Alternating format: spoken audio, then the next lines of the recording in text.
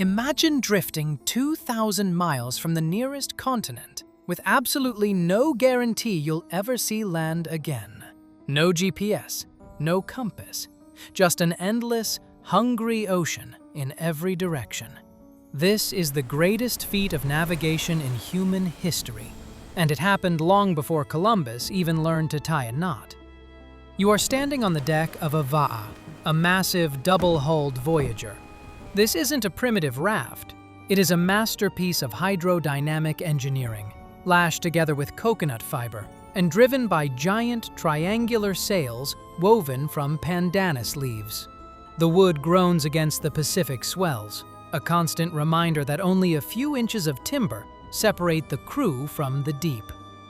For weeks, the horizon has been a flat, merciless line. At the stern stands the master navigator. He hasn't slept properly in days. He doesn't need instruments because the map is in his head.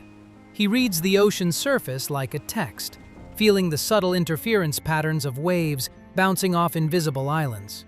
At night, he locks his gaze onto specific star lines, the celestial compass that guides the fleet through the pitch black. But supplies are dwindling. The ocean is vast, and hope is fragile. Then, the sign they've been praying for. A flock of white terns screams overhead, flying purposefully toward the horizon. Birds mean land.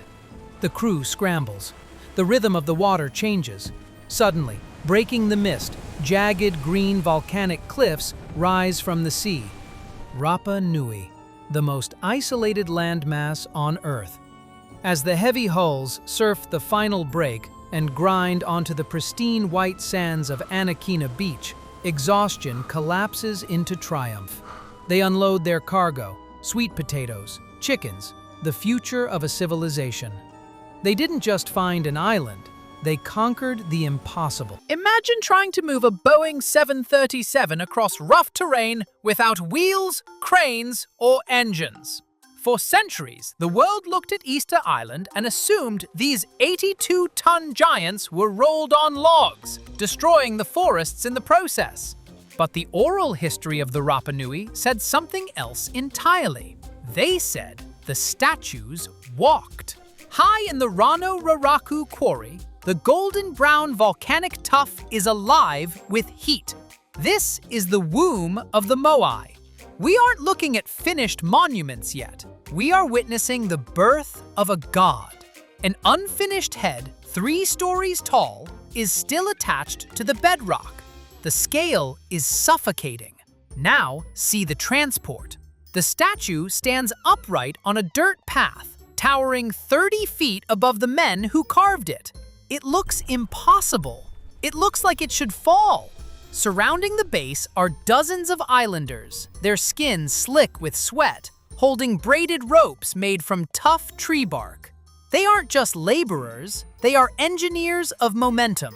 The strategy is a 3-way tug of war. A leader screams a command. The left team heaves, pulling the statue's center of gravity just enough to lift one edge. The stone base grinds against the earth. Then, the right team counters. The massive weight shifts. Thump, it steps forward. Red dust explodes from the ground with every impact. It's a violent, rhythmic waltz. Left, swivel, step. Right, swivel, step. The statue leans precariously forward, threatening to crush the team in front, but the rear team holds the brake line tight. It is a terrifying display of balance. As the sun dips below the Pacific, painting the sky in deep purples and oranges, the journey ends. The Moai stands atop the Ahu platform, facing inland to protect its people. This wasn't aliens. It wasn't magic. It was the sheer, unyielding brilliance of the human spirit. You think you know these faces. Everyone does. But for 300 years, we've been staring at a lie. Because what stands on these hillsides isn't just a statue. It's the tip of an iceberg. Beneath the soil, they have bodies. Massive, 20-foot torsos with long, slender fingers resting on their stomachs, buried by centuries of landslides and neglect. But the real shock isn't their size. It's what is carved into their backs. Deep underground, shielded from the elements, the spines of these giants are covered in intricate symbols, swirling petroglyphs that suggest these weren't just idols, but tattooed ancestors holding a specific spiritual charge. We assumed they were primitive. We were wrong. Look at the alignment. High-precision laser scans of the coastline prove this wasn't random placement. These monoliths are an astronomical machine. On the summer solstice, they don't just face inland, they lock eyes with the rising sun. A perfect, synchronized gaze designed to channel energy at a specific moment in time. To move 80 tons of volcanic rock across an island with no wheels and no draft animals requires more than muscle. It requires a fanatic, mathematical genius. But the genius came with a cost. The island is a graveyard of ambition, and the only explanation we have is the one we can't read. The Rongo Rongo tablets. Pieces of driftwood etched with a language that defies translation. It is the ultimate cold case, a script that could explain the ecological collapse, the civil war, and the toppling of the gods. But the code remains unbroken. Rapanui sits alone in the vast blue Pacific, thousands of miles from the nearest continent, a tiny speck where humanity played out its entire history in fast forward. We are left staring at the stoic, silent faces of the Moai, waiting for them to blink. They watched their creators rise and fall, and now they watch us. And as the wind screams through the volcanic craters, you have to wonder, are they guardians or are they a warning? On Easter Sunday, 1722, 3 massive white shapes materialized on the horizon, like ghosts. They weren't spirits returning to the island. They were the harbingers of an apocalypse. When those Dutch tall ships dropped anchor, the clock started ticking for one of the most unique civilizations on Earth.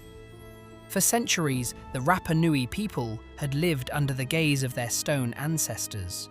The Moai stood tall, red topknots catching the sun, guarding a complex, isolated society. But as rowboats full of uniformed strangers hit the sand, the island's isolation was shattered forever. The initial wonder of that first contact quickly soured into a century of slow erosion. Then came the 1860s. The horizon didn't bring explorers, it brought predators. Peruvian slave raiders stormed these beaches with brutal efficiency. They didn't want resources, they wanted the people. Kings, priests, and navigators were dragged into chains and shipped off to die in foreign guano mines. The cultural memory of an entire nation was severed in a single decade. The tragedy didn't end there. The handful of survivors who made it back brought a silent killer: smallpox. It tore through what remained of the population, leaving the living too weak to bury the dead. The social order collapsed. The ancestors had failed to protect them. In a final act of despair, the islanders turned on their gods. The massive statues were toppled from their ahus, pushed face down into the dirt. The eyes of the giants were blinded, signaling the spiritual death of the old world.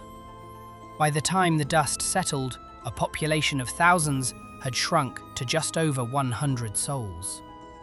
Now, the wind whistles through a treeless landscape, and the empty eye sockets of fallen kings, a permanent monument to a paradise lost. 24 pieces of wood contain the only written history of an entire civilization, and not a single person alive knows what they say. This is the silence of the Rongo Rongo script. Carved into jagged driftwood and scarce Toromiro timber, using flakes of obsidian and shark teeth, these glyphs are the ghost of Rapa Nui. They don't follow the rules of any language you know. To read them, you must follow a path called reverse boustrophedon. You read one line left to right, then physically rotate the entire tablet 180 degrees to read the next. It is a continuous, spiraling conversation that forces you to move with the object. But the movement stopped abruptly. In the 19th century, Peruvian slave raids and foreign diseases decimated the island's population. The kings, the elders, and the specialized priests who held the keys to this literacy were taken or killed. The chain of knowledge didn't just break, it was incinerated. Later, when a bishop tried to salvage the meaning, the few survivors could only recognize the symbols as magical objects, not words. They could sing songs of fertility or creation, but they couldn't link specific sounds to the birdmen and stylized fish etched into the grain. We cracked Egyptian hieroglyphs because we had the Rosetta Stone to guide us. For Rongo Rongo, there is no bridge. There is only the wood. Today, these 24 tablets are scattered in museums across the globe, far from the Pacific winds that birthed them.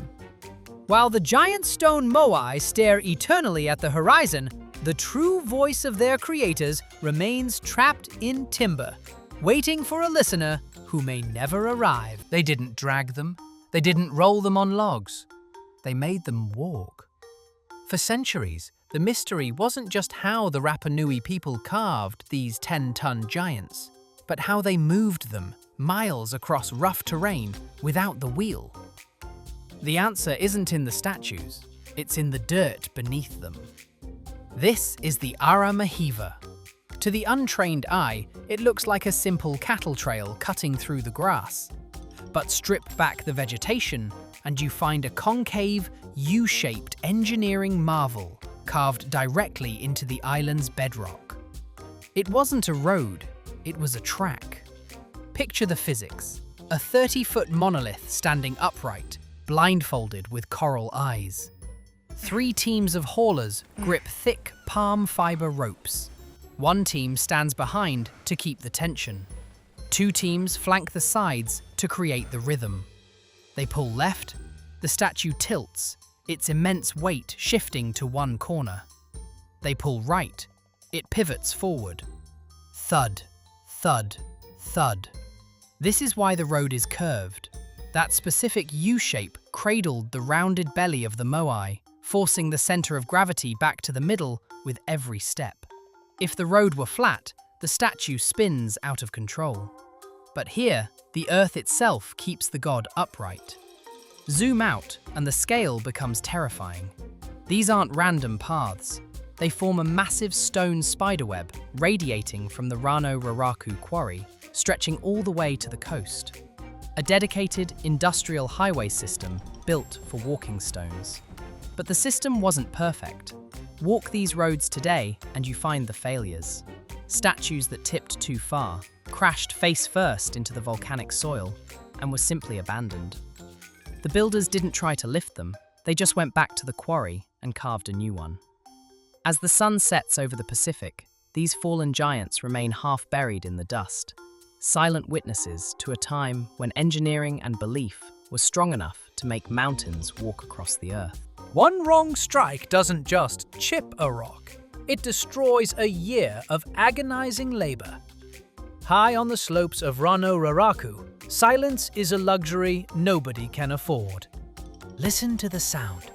It is a rhythmic, deafening clatter of stones smashing against stone. This is not some mystical, quiet ritual. This is an industrial factory floor, choking on yellow dust and vibrating with force. We are standing in the birthplace of the Moai. Look at the texture of the wall. It is volcanic tuff, compressed ash that is soft enough to carve, but heavy enough to crush a human body. The master carver here isn't using metal. He is gripping a toki, a dense, black basalt stone sharpened to a point. He strikes with explosive precision. The impact sends a shockwave up his arm, rattling his teeth. He does this thousands of times a day, every day, for months. The mountain is literally being eaten alive by these men. Around him, the quarry is crowded. Hundreds of giants are sleeping in the rock, frozen in different stages of birth. Some are just rough outlines, others are fully formed, waiting for the final breath. But the most dangerous work happens in the dark. Imagine crawling into a narrow trench beneath a 30-foot monster lying on its back. The only thing holding this 40-ton weight from crushing you is a thin keel of rock running along its spine. This is the moment of separation. You have to chip away that final anchor while lying in the shadow of the giant. If the rock snaps unevenly, the statue slides. If it slides, the carver in the trench is gone. When that final crack echoes through the valley, the dust slowly clears. The giant is finally severed from the earth. Look down at your feet. The ground is paved with thousands of broken tools, discarded and shattered. This mountain wasn't shaped by aliens or magic. It was conquered by the terrifying, beautiful persistence of the human hand.